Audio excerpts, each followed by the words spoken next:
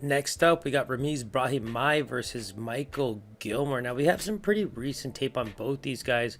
Brahimaj is obviously taking this fight on short notice for Johnny Parsons, but stylistically, this might be a pretty good fight for him. You think about the Court McGee fight where couldn't find any timing.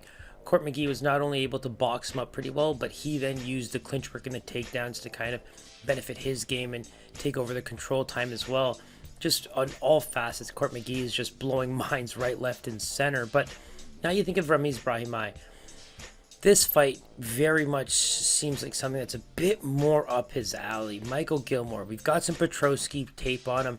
Tough alumni, both these guys getting into it in a pretty competitive bout, but Micheal Gillmore did lose. And the big thing for me is he uses kicks a lot.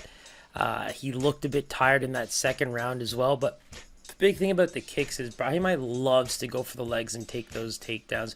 You see him shoot for the single and double legs constantly. And I just think that stylistically, for how many leg kicks we see Micheal Gillmore try to throw, it just opens the door for Brahimaj to just land some of those big takedowns he loves. And you can even see when he grabs that single, like he really tries to sneak to the back, look for those rear nakeds. He's always looking for submissions, especially through his takedowns. It's constant transitions, and I'm just curious how Micheal Gillmore is going to be able to deal with that especially from his back.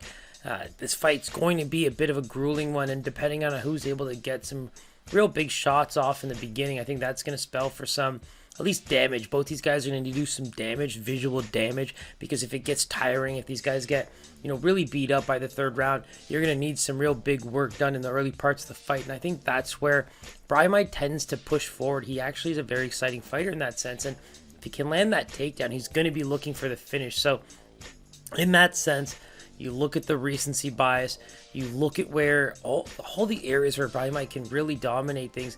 I can see Gillmore having success on the feet if Brahimaj can't land the takedowns, especially if Gillmore gets top position. I'm curious to see what he can do from there, but all in all, Brahimaj is looking like a pretty big favorite even as a short notice fight. I personally am going to put Brahimaj as a minus 200 favorite here when I guess the line. I see a lot of good things for him in this fight. When you look at the tape, you look at the recent fights, he didn't have that opportunity previously, but in this fight, a guy who loves to attack the legs, especially low, uses kicks in a big way. This is a big fight for Brahimaj. I think he could really prove something here. So let's take a look, and I think we're on the dot here without question. Brahimaj is coming in as a minus 350 across the board. Open as a minus 333. Micheal Gillmore plus 275. I'm going to say Ramiz Brahimaj, I think, is an easy parlay piece. I think if you wanted to even sprinkle the submission there, it's a potential option. He's going to be looking for the takedowns. He's going to try and look for those transitions into submissions, and if he gets them, it could be a short night, but best of luck. I think both these guys are going to look really competitive, and Micheal Gillmore is going to get a nice opportunity to showcase what he can do as an underdog, so stay tuned for that one.